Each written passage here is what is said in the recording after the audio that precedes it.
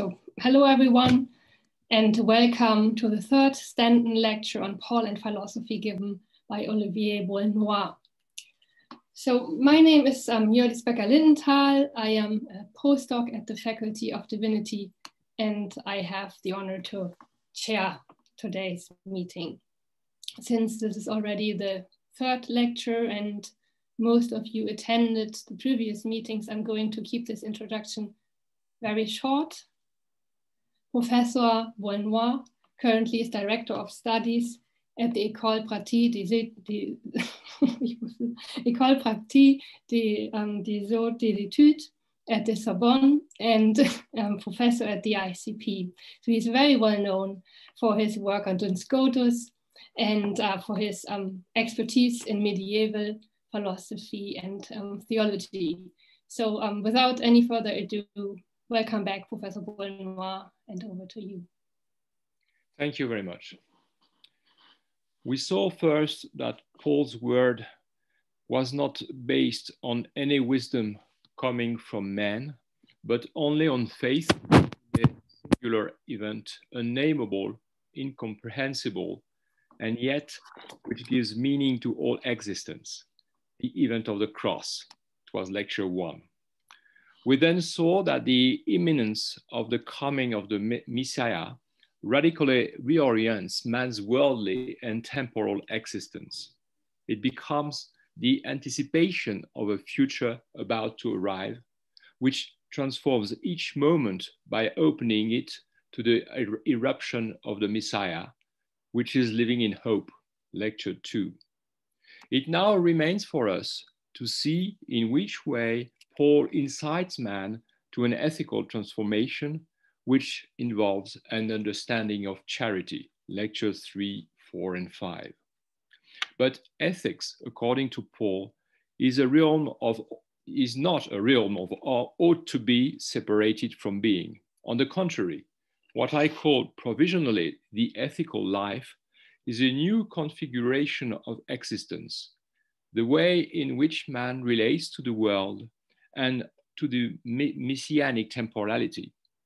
If the relationship to the world, to time, and to others has been radically modified, it is not surprising that the new life has also been profoundly disrupted. This is why it is not possible to divide Paul's letters into two parts. First, a doctrinal teaching, then an exhortation, which would apply to particular cases as a simple moral appendix. The dogmatic part and the paranetic part are one. Each letter is entirely addressed to the same community. No less than the advice and exhortations, the doctrine tends to the edification of the assembly. It is obvious that Paul uses the vocabulary of ethics, of good and evil, of praise and blame. The first epistle to the Thessalonians ends with an exhortation. Beware lest any of you render evil for evil, but always pursue what is good, both towards one another and toward all. Test all things, hold fast to what is good, abstain from all kinds of evil. The first epistle to the Corinthians mentions the Platonic precept that it is better to suffer injustice than to do it. The epistle to the Philippians ends with this advice.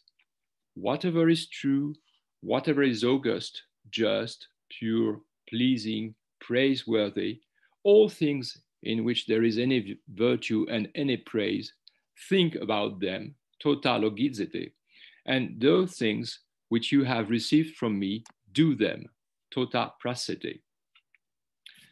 But in all these epistles, the words are striking for their generality. Paul calls the new believers to do good and avoid evil, but he leaves it totally undetermined what is good and what is evil. There are two reasons for this, at least. First, because access to the good is itself attained by a practice, imitation of other communities or imitation of Paul himself. Second, because discernment of what is good or evil is accessible among the Judeans through the law and among the pagans through conscience. And yet, if the vocabulary of the good is still there, it has changed in meaning. Our existential attitude depends on the kairos. It is already our way of living the remaining time. Let us not be discouraged from doing good. In due time, kairo idio, we will reap if we do not slacken. Galatians 6:9. The new life is a life of tension. The believer is constantly tending towards the kairos of the Messiah. Surpassed and surrounded by this imminence, the good is for him a task to be accomplished in an ever more intense way, without letting himself be mollified by the surrounding world. But what is the proper time? Is the fruit, the harvest, only the reward that will take place in the last days? No, for Paul adds, so then, while we hold the time, kairon echomen, let us do good to all. We cannot translate kairon echomen word to word, while we have the time. On the one hand, time does not belong to us. On the other hand, we will never have enough time because time has contracted. 1 Corinthians 7. It has shrunk upon itself. It is now a question of seizing the moment, of grasping the opportunity to do good for all. To act, we never have anything other than the kairos of the now. The kairos is not an indivisible point, as we have seen. It is the moment to act, the moment when God is faithful and man corresponds to him. This moment is now. Now is the time. Now is the day of salvation, 2 Corinthians 6. This moment has already come, since through the Messiah, the world in crisis has come into contact with the justice that saves. But it is there and reconfigures human existence starting from the event of the cross. And it also allows it to open itself to the imminence of the salvation that comes to them. The now sheds light on the conclusion of the first epistle to the Corinthians. Be steadfast, unwavering, abounding in the work of the Lord at all times, pantote, knowing that your toil is not in vain in the Lord. As we have already seen, the index of charity is the human experience of weariness. For the Corinthians, to remain steadfast is to rely on the unshakable foundation of their new existence, faith. From then on, their unremitting activity will flow from it as from an overflowing source. For it is a question of working within the very activity of the Lord. It is the acts of believers that manifest their fidelity to the Messiah, or more precisely, that realize it. The exhortation is based on a certainty. The Messiah who is coming is the foundation of both their existence and their action. They do not have to wait passively, nor do they have to be restless in all directions. The task of the believers, their work and their pain, they accomplish from now on at every moment in the Messiah. Their weariness in the face of the resistance of evil and death is the accomplishment in him, by him and for him, of his own work. This new form of life is therefore more than an ethic, for it is based on messianic temporality, that is, on hope. It is in this temporality that men are theu synergoi, cooperators of God. Medieval metaphysics has long wondered about this synergy between God and man. Is God the first cause and man the second cause acted upon by the first, like Thomas Aquinas and the Book of Causes say? But this problematic distorts Paul's existential questioning. It does not take into account the messianic temporality. What Paul wants to say is that charity is already there, but that its work is not yet fully accomplished. According to Paul, he himself has planted, others have watered, but it is God who has given the growth. The image of the seed implies duration. It requires patience on the part of man to wait for his action to bear fruit or not. The question of what is man's part and what is God's part, or the part of free will and that of grace, does not arise. For the seed that was sown, or according to the other metaphor used by Paul, the foundation that was laid was already the Messiah. It's in 3:11. No one can lay a foundation other than the one who lies there, Kamenon, that is Jesus the Messiah. The origin is messianic, and so is the end, since the works will pass through the fire of the last judgment. In Paul's analysis, the Messiah is not a cause that is outside the work and outside the man who acts. He is not only the one who gives growth, but the very foundation on which it rests. He is also the seed that man sows. He is at the same time the origin, the growth, and the final end. It is indeed because the divine action is already victorious that man acts in it. So, Paul's most remarkable transformation of Greek ethics is seen in his understanding of the use of the world. This understanding is rooted in the imminence of the end, that is, the deactivation of chronological time and the activation of a messianic time. Eschatology founds a new relationship to the world, that is, to adversity. The time that remains will be of different nature. It requires a new relationship to the world. I quote, and I will comment on the first epistle to the Corinthians 7. Time has contracted. The remainder, to loipon, is for those who have a wife to be as not having one, those who weep as not weeping, those who rejoice as not rejoicing, those who buy as not possessing, and those who use the world as not using it to the end, for it is passing away, the form, schema of this world. What is the meaning of all these repetitions articulated by a negation, as not? It is a paradox, a Zen koan. The apparent contradiction is there to lead us to a change of attitude towards the world. The passage is carefully composed. Paul formulates 5 exhortations. He repeats 5 times, hautes, has not. These exhortations in the subjunctive are framed by 2 statements in the indicative tense about time and about the world. Time is about to end, and the world is about to be transfigured.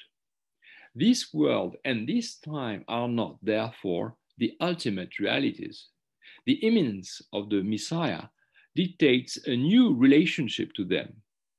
In the time that remains, man must live in anticipation of the end. He must relate to things and to others in a new mode, that of the hautes.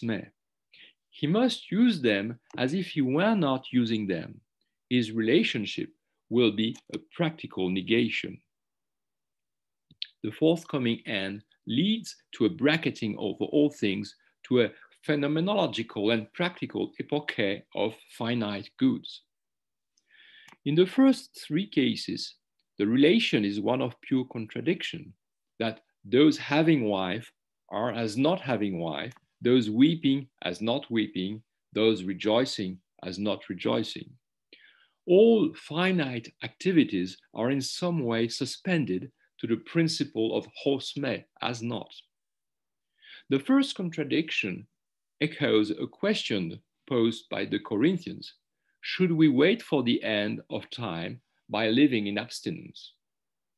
Paul had just relativized this ethical heroism, since he had answered both that existing marriages should generally be maintained, but that it was possible for some to prefer abstinence, which was a neutral position. Here, in an even more essential way, the hos me preserves the institution of marriage, and at the same time as it neutralizes it.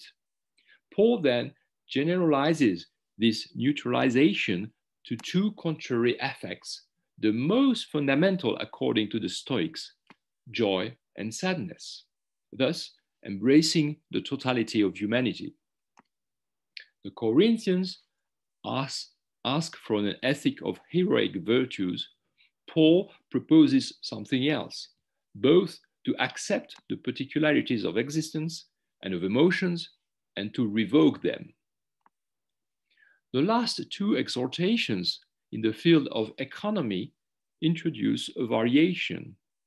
One, that those who buy, agorazontes, be as not possessing, hos me katekontes. Two, that those who use the world, chromenoi, be as not using it to the hilt, katachromenoi. Here, what is denied is not exactly what is affirmed. While the first three realities were struck with indifference by a frank contradiction, a crack opens in the expression of the last two. Man cannot disengage himself from economic exchange, but he must do so without holding on to wealth, katekein, without clinging to it, thus redistributing it. In the same way, he cannot stop using the world, krestai, but he must use it without wearing it out, without overusing it, katakrestai, without consuming it to exhaustion. The world is not a consumer good. If the Franciscans at the end of the 13th century, supporters of use without ownership, had been aware of the original text, they would have made this a major argument. But the Vulgate erases this nuance and returns to a simple contradiction, qui utuntur hoc mundo tamquam non utantur. Let those who use this world be as not using it. So, in the first three cases, we are dealing with actions that have no absolute value and that can be revoked, what the Stoics call indifferent actions. But in the last two cases, Paul admits a contrast between an unsurpassable form of worldly existence, living on exchanges, using the world, and a behavior that can be neutralized by the hos me, clinging to possessions or overusing the world. What does this as not mean? Is it a simple denial? But if so, this statement risks being a hollow, hypocritical formula that does not change reality. Paul insists on the discrepancy between the first and second terms of each statement. In the first three cases, taking a wife as not taking one, rejoicing or grieving as not rejoicing or grieving, these are three contradictions which show that the opposite attitude is also possible. And in the last two cases, Paul expresses a discrepancy in the very meaning: to trade as not possessing, to use goods or not using them up. He states a spread between a first assent and then its slightly shifted negation, that is, he states a discrepancy. Thus, He admits the necessity of use and exchange, which are not denied, but he rejects any attachment to worldly goods. He signifies his discord, his detachment from them. The strength of Pauline contradiction is precisely to put the world in tension, not with something else, but with itself. To live the true life is not to flee from this world to another, but to bracket this world without leaving it. Augustine interpreted this use of the world on the basis of the distinction between use and enjoyment, that is, a theory of means and ends. Augustine asks, does Paul mean that in order to be saved, one must not eat, drink, or bear children? I quote, that is not what is being said, but let there be a measure for the sake of the Creator, so that you do not let yourselves be chained by this love, lest you love for the sake of enjoyment ad fruendum, which you should have only for the sake of use, ad utendum, end of quotation. The use must be at the same time limited and finalized by its goal, free, the enjoyment, interpreted in a Platonizing way as the subsisting good. One must relate the means to the end, use the means, and enjoy the end, which constitutes the ordo amoris, the ethical order. But one must not use the end or enjoy the means, which is the transgression of the order. Augustine thus justifies Paul's text transmitted in Latin. One must use this world and not enjoy it. I quote, for he who uses a thing without loving it, uses it as if he were not using it, quasi non utens utitur. End of quotation. Here, Augustine comes close to Paul's conception. What he asks is certainly not to love the world as if it were an ultimate reality. But in order to think about existence, the conception of time is decisive. For Augustine, time finds its truth in a beyond of eternal presence. For Paul, it finds its truth in the imminent eruption of the Messiah at the heart of the present moment and of our action. It is the imminence of his coming that puts all our uses of the world in suspension. Man can continue to invest himself in the world, but he must know that all these investments are temporary. It is not a question of reaching eternity at the end of one's life, but of knowing that a new life will come soon but unexpectedly to transform the present one. Fénelon rightly wrote, I will be in the world as if not being in it. But for Paul, it is not a question of uprooting all desires in order to live indifference in pure love. It is a matter of living in exteriority, of continuing to act like others, with others, while practicing indifference in action.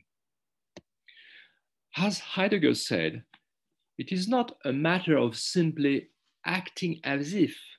However, doing as if is already a first approach. The child who acts as if he were a pirate balances two possible worlds, one real, the other unreal. His behavior expresses the first degree of hypothesis in a conditional sentence, an unfulfilled condition. If he were a pirate, he would make scary faces, for example. But unlike Latin and Greek, French does not distinguish between two aspects that what we in French call the irreal of the present, or in English perhaps the conditional present, where the condition is not fulfilled, from the potential, which relates to the future and which therefore retains a possibility of realization. we are obliged to rely on the context to interpret the situation. If the weather were nice now, I would go for a walk is an irreal of the present. The condition is definitely not fulfilled. Whereas if the weather were nice tomorrow, I would go for a walk, contains a potential in the first clause. Then I will be able to go for a walk. The condition can be fulfilled. In Paul's case, however, we are clearly dealing with something else, as not taking a wife is a potential, a possibility that is open to me now because it is imminent, because soon it will be real. Since this world is passing away, soon there will be no husband or wife. For Paul, it is indeed a contingency, an anticipated possibility, which makes possible an alternative behavior at the very moment when I use the world. And he does not simply describe another being in the world, but he prescribes it. Paul urges man to change his form of life.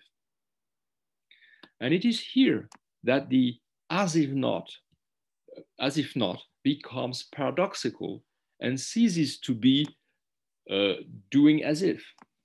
It is already now when I cry that I must at the same time and contradictorily be as not crying. The two possible worlds, the one where I cry and the one where I do not cry, are superimposed. What Paul has invented is an unheard of grammatical form, the potential of the present. We live here in a superposition of possible worlds. At the heart of this real world, another world is just as possible, and it is towards this one that the believer's attitude must be oriented. This is why it is not just a matter of pretending when we know that it is otherwise. The child knows that he is not a pirate. He is pretending to be a pirate.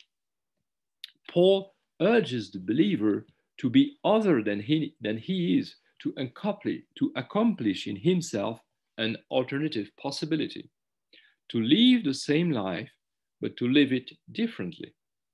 It is a question when he weeps of letting the one who does not weep germinate in him, and when he takes a wife, to be at the same time the one who does not take a wife.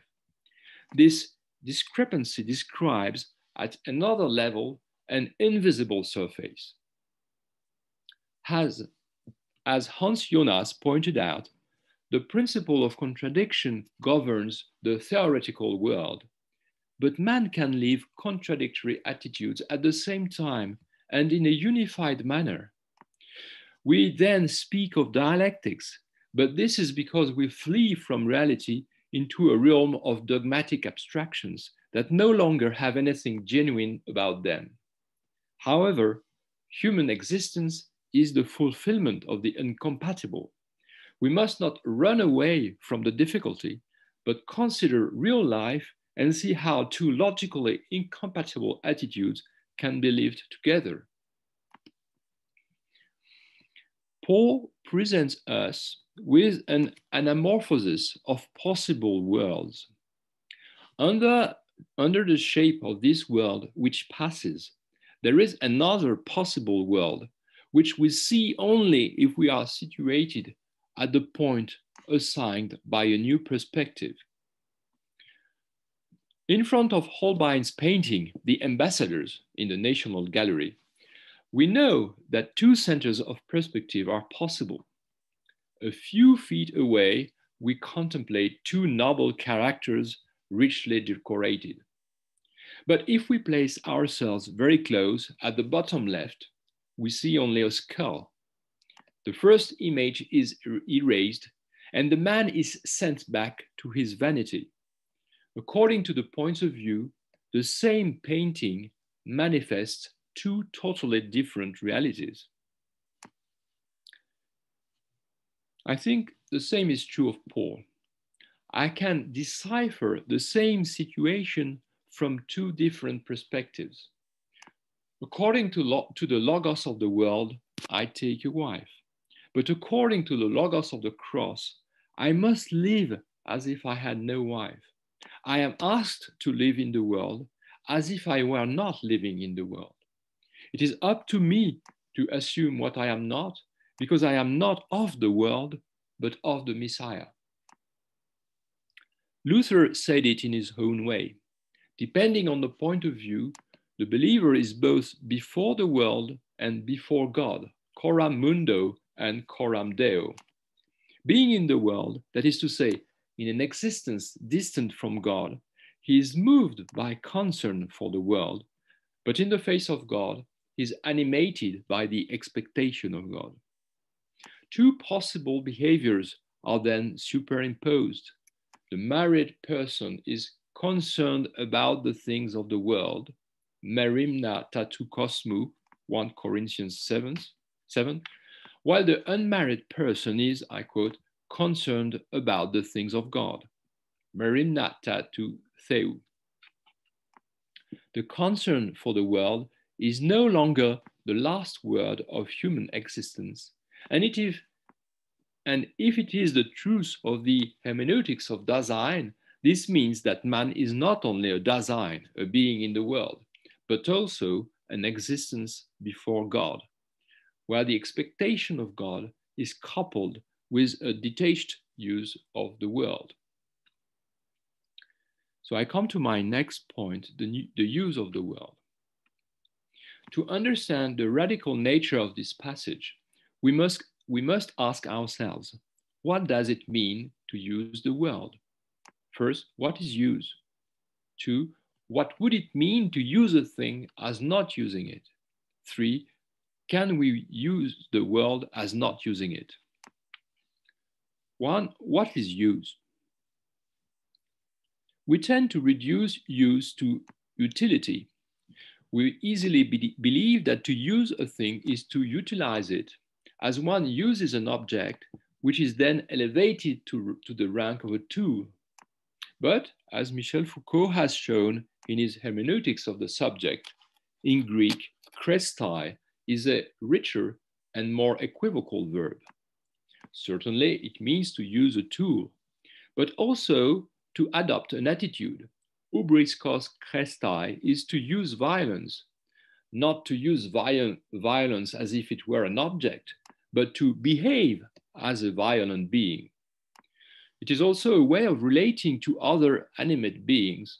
Theois krestai is to relate to the gods with the proper behavior, to honor them. We can even apply this verb to our own feelings. Epithumiais krestai is to give in to one's passions.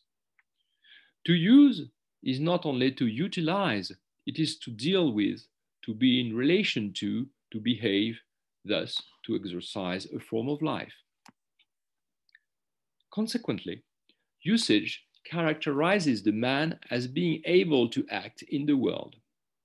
Let us note four aspects. First, use implies someone who makes use of.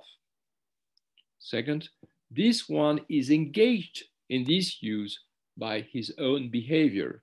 Kraumai is the middle form of krau, to lend. I engage myself in this availability.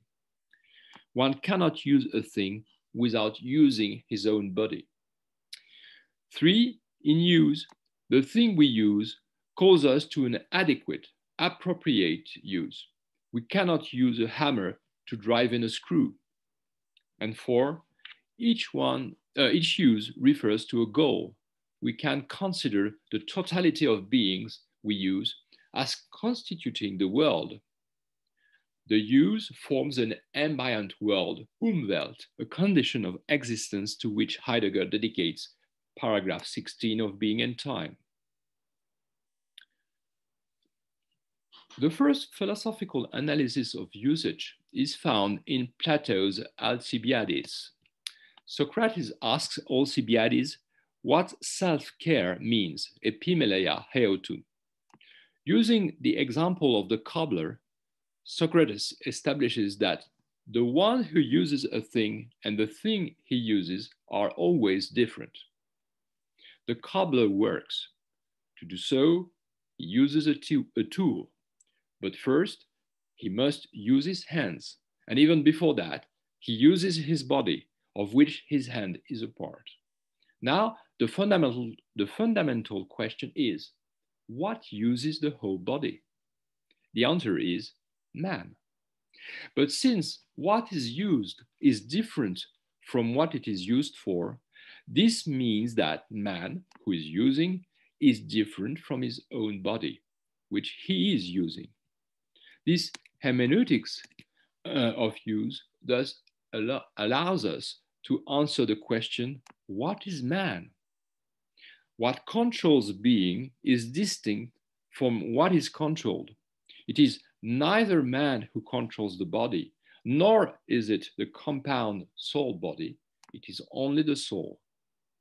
I quote Alcibiades, "It is thus of the soul that it is necessary to take care, because it is the soul which is the self." So we can see that in Plato, the interpretation of use slides towards the metaphysical primacy of the soul, and even of the divine, because the soul, through thought, is divine. From then on, the relation to the world is thought as a centralization of use on the soul, and those who are in a technical relation to the world, the craftsmen, are inferior to those who relate to it in a theoretical way, the thinkers. The analysis of the use leads to the superiority of the soul over the body, and to that of theory over practice. Incidentally, Foucault's analysis of usage is no less metaphysical, since it leads to the concept of subject. Where Plato spoke of soul, Foucault speaks of subject. Opposite Plato, Aristotle takes a step backwards. He notes that, I quote, "We use all things as if," hautes once more, "as if they existed for us." But far from deducing that objectively we are the end of all that is, as the auctoritates Aristoteles would say in the Middle Ages, Aristotle only wants to say that for us, all things appear as means by which we are the end, because we are in some way also an end ourselves. In fact, we are part of the system of nature, for it is nature that is an end, and that for which we act. The last end, to eschaton telos, is the best. If we use different techniques, it is according to our needs, either to appropriate natural realities or to produce material for certain objects. In the first case, they are arts of using. In the second, arts of producing or making. Aristotle thus admits that in itself, nature has for its end the best, whereas for us, it appears as a means through which we are the end. This articulation is what he calls the art of using the world. There is nothing of the sort in Paul. Instead of looking for a metaphysical principle of centralization, he evokes a principle of deactivation. He allows us to deactivate the metaphysical concept of use. We can then address the second question. What does it mean to use something as not using it? As many scholars have shown, among them Professor van Koten, Paul's exhortation has analogies with Stoicism. Indeed, Stoic ethics conceives external goods as indifferent, adiaphora, neither good nor bad. What is indifferent is, I quote, that which contributes neither to happiness nor to unhappiness, as it is the case with wealth, fame, and health. For it is possible to be happy even without them, although according to the use, chresis, that one makes of them, they are a source of happiness or unhappiness. External goods may seem desirable, but they are indifferent, for it is the direction of their use that makes them good or bad. On the other hand, their use is not indifferent. He who accepts to depend on what does not depend on him is doomed to misfortune. The right use of things consists in desiring only what depends on us, and that is to say, ultimately, virtue, and being indifferent to everything else. Epictetus says it in his own way. The good man is invincible. He says, you want my field? Take it. Take my servants. Take my magistracy. Take my poor body. But you will not cause my desire to be frustrated, nor will you cause me to meet that which I seek not, nor will you cause me to meet that which I seek to avoid. This is the only battle he engages in, the one that concerns the things that depend on us. How could it not be invincible? So, as long as it is not involved in any external good, the will is invincible. But if it is involved in what does not depend on it, it is lost. And yet, all is not so simple. The Stoic sage is both a sage and a man. He withdraws from all things and returns to himself, but he is subject to the same obligations as everyone else. This induces a tension between the self and his being in the world. As a man, he is situated in the world. As a wise man, he rests in himself and is sufficient to himself, like Jupiter. According to Seneca, this is more or less what the wise man does. He withdraws into himself. As long as it is possible for him to order his affairs according to his own judgment, he is sufficient and he takes a wife. He is sufficient and he raises children. He is sufficient, and yet he would not live if he had to live without man. Paradoxically, the wise man can live well, can be happy in detachment, but he cannot live simply without being engaged with others in the world. As a sage, he is self-sufficient and does not depend on external goods. But as a man, he is engaged in the world and in social relations. He can thus at the same time keep the righteousness of his assent and marry, be rich, and have slaves. That is to say, depend on the world.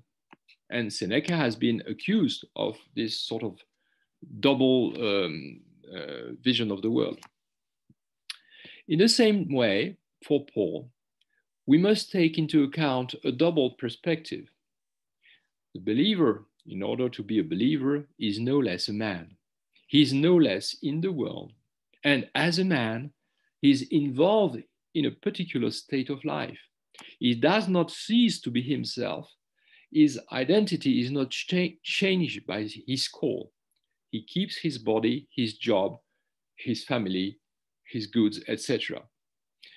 In other words, we must understand that man is called to a non-worldly event, the coming of the Messiah, and that at the same time, he is engaged in the world as it is.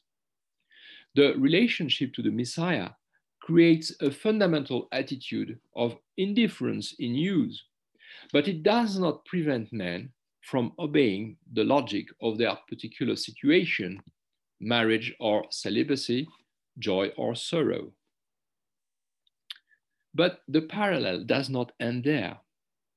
According to some Stoics, like Chrysippus, among the goods of the world, which are indifferent, it is licit to have certain preferences. Some of them can be put forward, proegmena can be preferred. I quote, among the indifferent things, they say that some are put forward and the others are in second place, apoproegmena. Those that have value are advanced. Those that have no value are in second place.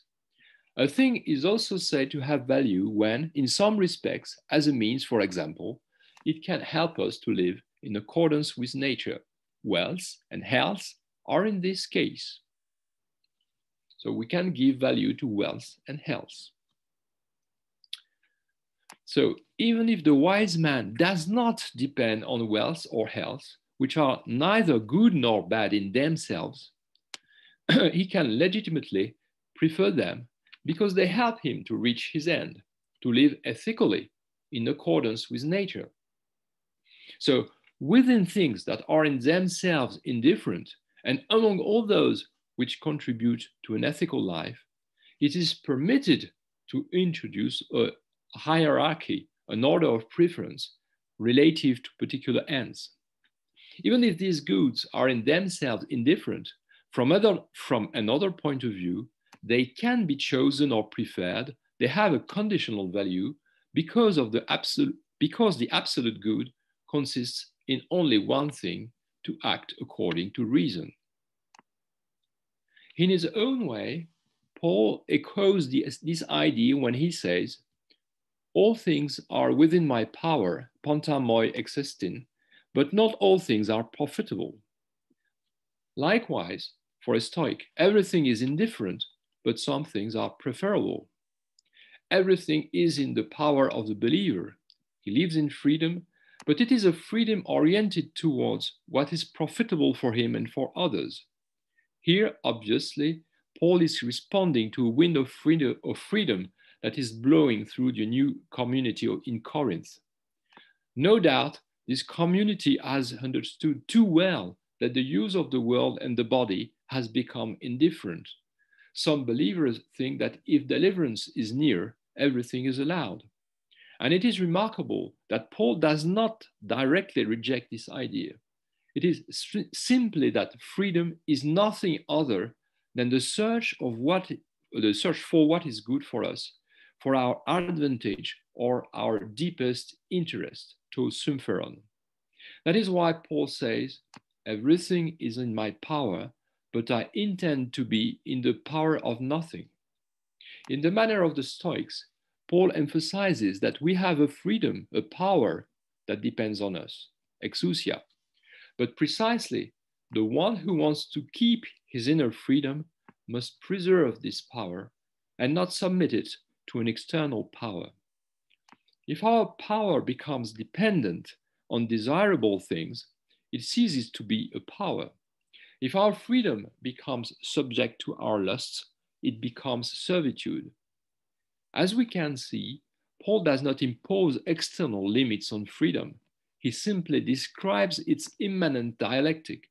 Man keeps his freedom only if he remains detached from external things and independent of what can enslave him.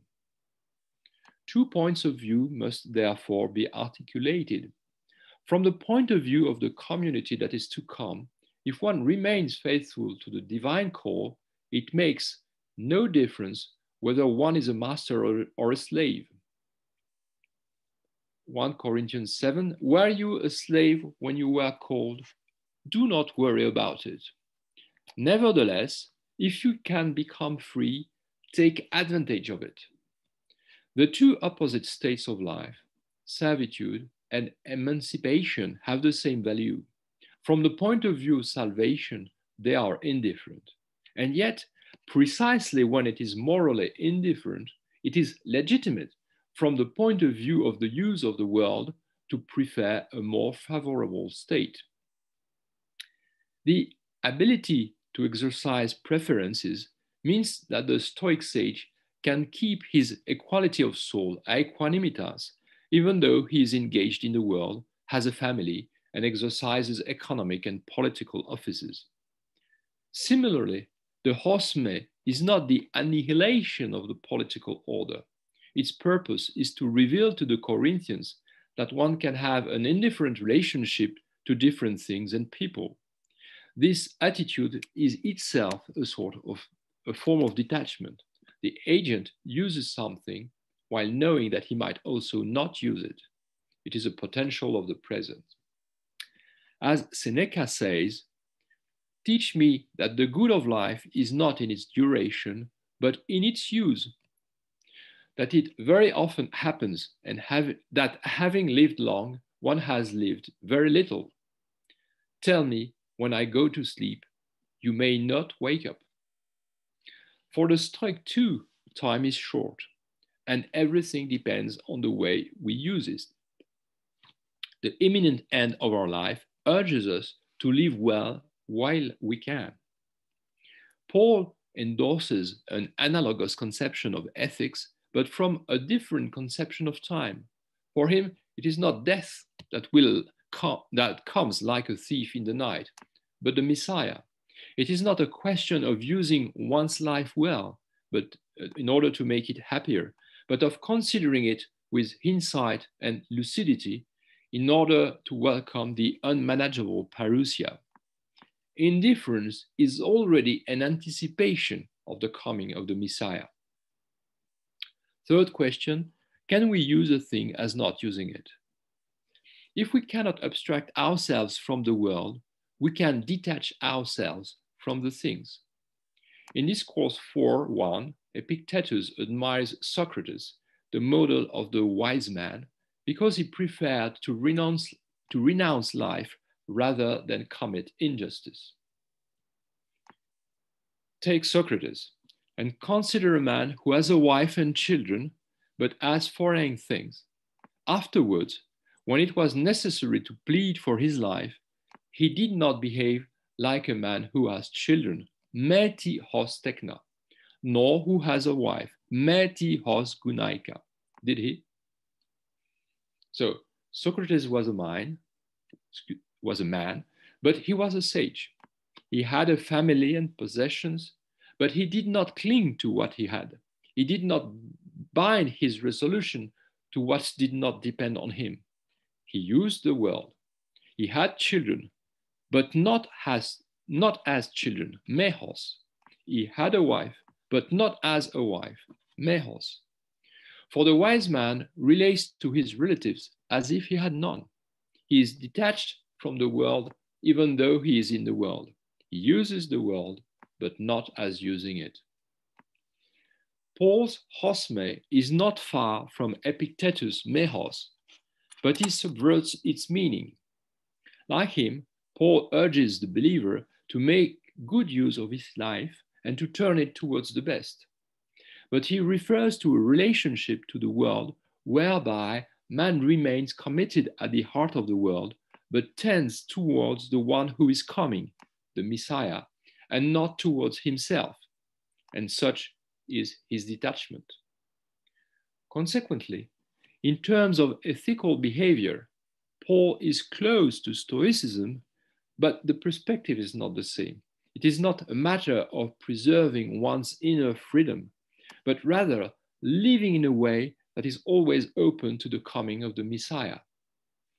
We cannot say that Paul advises equanimity, he who recommends working for salvation with fear and trembling, he who endures tribulation and anguish. But we can say that this relationship with God makes the world and all its powers indifferent because the believer already anticipates their disappearance. The attitude that is proposed to us is one of de-coincidence. It is by ceasing to coincide with the world that man can see his life and his action with accuracy. Our authentic existence, our true being in the world, is not to coincide with being in the world. By ceasing to coincide with the order of the world, the believer opens himself to new possibilities. He allows a new life to arise. This negative use, hosme, thus admits a legitimacy of the world order, including the political order, but it indicates that man has another vocation than to belong to it.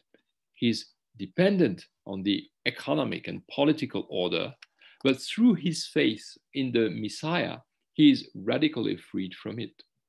Rather than destroying the order of the world, it is a question of evading it through the essential in itself. It is a practical suspension, a suspension not of action, for the believer does not cease to act, but of the commitment of the self to action. Does this passage have a political significance? Taubes and Agamben have seen in it a political and nihilistic meaning. The concept of nihilism is taken here in the sense of Walter Benjamin.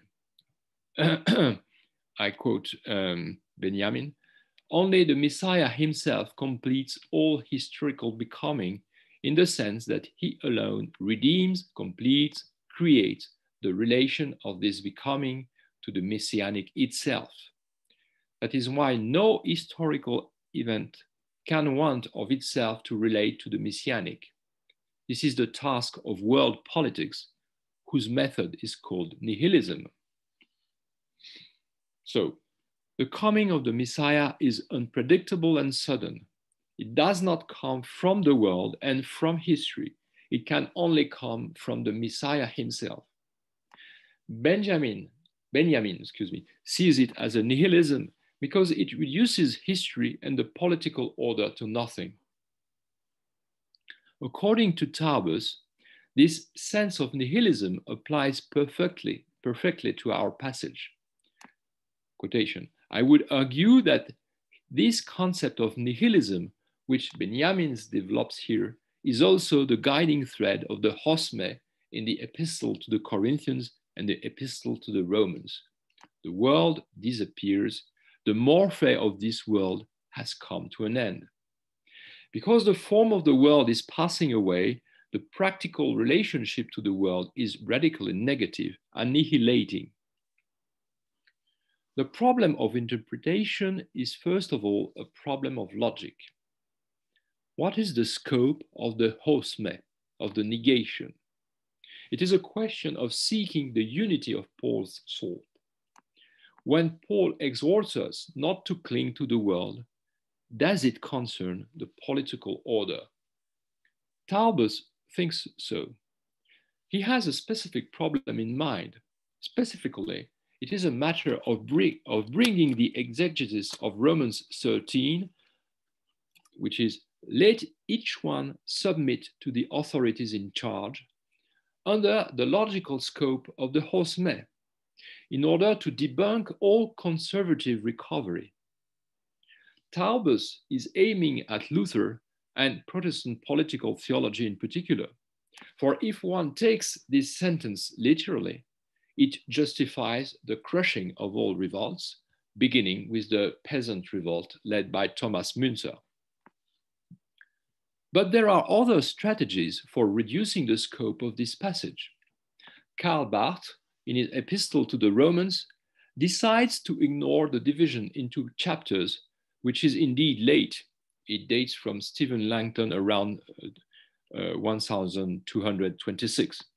So he ignores the division into chapters to detach the last verse of chapter 12 and to make it the prologue of our passage, chapter 12 of Romans. Now this verse proclaims, "Do not be overcome by evil, but overcome evil with good." From then on, political power is situated on the side of evil. It is one of the many negative powers to which man is obliged to submit. But, says Barth, God is the great minus placed before the parenthesis and capable of effectively abolishing false values. Only God can negate negation and defeat the evil of political order. Hence, Barth's conclusion, one could not more energetically undermine everything that is established. Taubes reaches the same result, but by way of the epistle of the Corinthians, by affirming that the hosme applies to all things. Paul not only deactivates marriage and property, he deactivates political power itself. So when Paul preaches obedience in Romans 13, he is merely acknowledging the great ones of this world. But all the great ones of this world must be understood from a negative coefficient, the hosme of 1 Corinthians 7.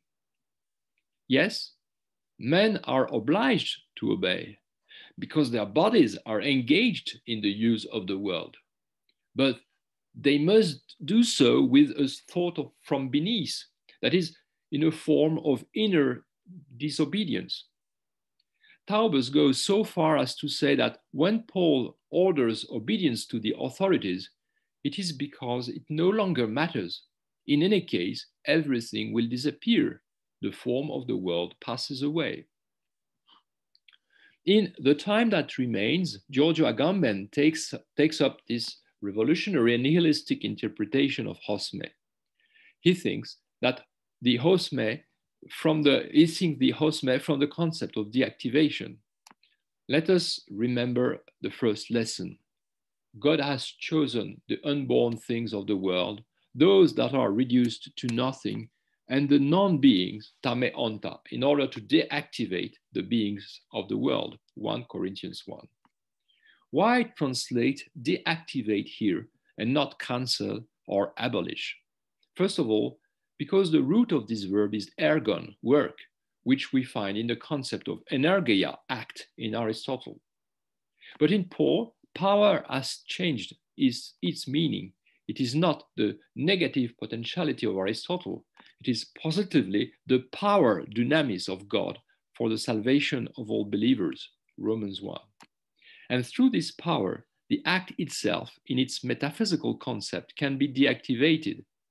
Deactivation is a destruction, but it comes from within. It is the moment when the world wavers before collapsing, because all its actuality has been annulled. This deactivation is exercised with regard to all the powers of the world, including the heavenly powers that claim to govern it. When the end of time comes, the Messiah will have deactivated every principality, every dominion, and every power, 1 Corinthians 15. And the political powers themselves will be included in the scope of this deactivation. The world must be deactivated for the powers to collapse. The new world is not another world, it is the same world, but one to which man relates by another form of use, by a new form of life. The hosme also allows us to understand Pauline universalism. We can deduce from it the collapse of all sexual, ethnic, and political divisions. If there is no longer Jew or Greek, slave or free, male and female, Galatians 3, it is because the differences themselves have been deactivated by the power of a messianic act. Of course, humans do not cease to be born Jews or Greeks, men or women, slaves or free men. But in the coming of the Messiah, they are unified, reconciled to each other. The slightly different formulation, there is no longer male and female, also means that sexual difference is not on the same level as national or social differences. It indicates that the enmity between man and a woman made up of domination and covetousness is now overcome. These differences become indifferent because their existence is polarized by a totally different call. They are overcome, but not suppressed by the imminence of the absolute. However, that does not mean that the Pauline position is apolitical. Let us return to the context of the enunciation of the hosme. Paul is responding to a series of questions related to marriage, celibacy, and circumcision. While the Corinthians proclaim in an ascetic vein that it is good for a man not to touch a woman, Paul responds instead, let each man have his own wife and each woman her own husband. But what is the status of this injunction? In reality, it is a concession to their weakness. I say this to you out of indulgence, not out of a commandment. In other words, no one would be guilty if he did not comply with it. Those who have the capacity to do so are free to demand more of themselves and to prefer abstinence. Here again, indifference and preference must be articulated. On the level of being in the world, marriage or abstinence are indifferent. But on another level, Paul expresses his preference. Let most follow the path of marriage, but for the few who can, let them choose abstinence. But I say to the unmarried and to widows that it is good for them to remain like me. But if they cannot contain themselves, let them marry. The two opposite attitudes are indifferent, but personally, Paul prefers continence. Here, the essential point is that the enigma of the hosme is governed by the principle of the messianic vocation. Let each one walk according to the portion allotted to him by the Lord, as the Lord has called him. Of course, Paul gives some advice. Has anyone been called circumcised? Let him not have his skin pulled off to make a foreskin. Has anyone been called uncircumcised? Let him not be circumcised. In each case, social differences between Jews and non-Jews, between free men and slaves, are maintained, but for the new faith, they no longer count. What founds the Pauline counsels is the specificity of the messianic call. The calling is not a calling to change one's life. It is in itself what changes one's life. Therefore, as the calling has found him, everyone must remain. This passage has been the object of contradictory interpretations. Sometimes it has been read as an argument in favor of resignation and conservatism, sometimes as proof of the revolutionary character of the Pauline message. But the truth is not between the two. It is quite different. The passage is taken from a letter, and this one is clarified from the situation of the speaker and his addressee. This makes it unquestionably a political statement. For the speaker is not in a position of power. Paul identifies with what the world despises. Because of the Messiah, we are fools. We are weak, despised, hungry, thirsty, naked, mistreated, and wandering. With this famous conclusion, we have become like the filth of the world, like the scum of the earth. The French historian Duby translated, "We are the shit of the world." When he refers to the world, the speaker is on the side of what is foolish in the world, of what is weak in the world, and of the vile of the world. So, man can only orient himself in the world from internal distinctions. These differences oppose what has value to what does not, wise, foolish, strong, weak, rich, poor, and at the level of totality, being nothing. But precisely, God has chosen what is nothing in the world against what is something in the world. The world is hostile. Within the worldly distinction, the missionary of the gospel always has the bad part, and with regard to the world as a whole, he is its trash or scum. Scum is what remains of the world once the world has done his work, and which is no longer of any use to the world, a filth to be eliminated. Like a living organism, the world excretes its filth, and such are, according to Paul, the author and the recipients of this letter. Consequently, the gospel, according to Paul, is a liberation, a reversal of values. Of course, it does not change offices. It does not exchange places, as any revolution does, which puts the oppressed in the place of the oppressor. The call is not a political program, but it is the hosme that neutralizes all the great ones of the world. It induces in the believer a freedom which frees him from all worldly dependence. We have seen, with regard to slavery, that it was indifferent to be born free or a slave, but that does not prevent one from seeking to be freed. In the same way, it is indifferent to be married or single, but this does not prevent one from preferring celibacy. Like the ethical magnitudes, the political order has been neutralized in principle, so it can be modified in fact. For the remain in For to remain in one's state does not in any way mean to forbid oneself to act and to act on the social structures. And precisely, if we give the hosme its maximum extension, it also concerns obedience to the authorities.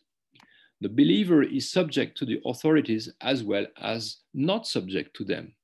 This is not a revolution nor a form of nihilism, but the Pauline gestures has indirect political consequences. By holding the political order to be indifferent, it radically changes its meaning. The world order opposes what is noble and what is vile, what is powerful and what must be subjected. But the Pauline view leads to a radical destruction. Since their opposition is no longer valid, the powers are void. This is not a political program, but we are already in a suspension of power. It still seems to stand, but it is already wavering because its foundations have disappeared. I come to my conclusion.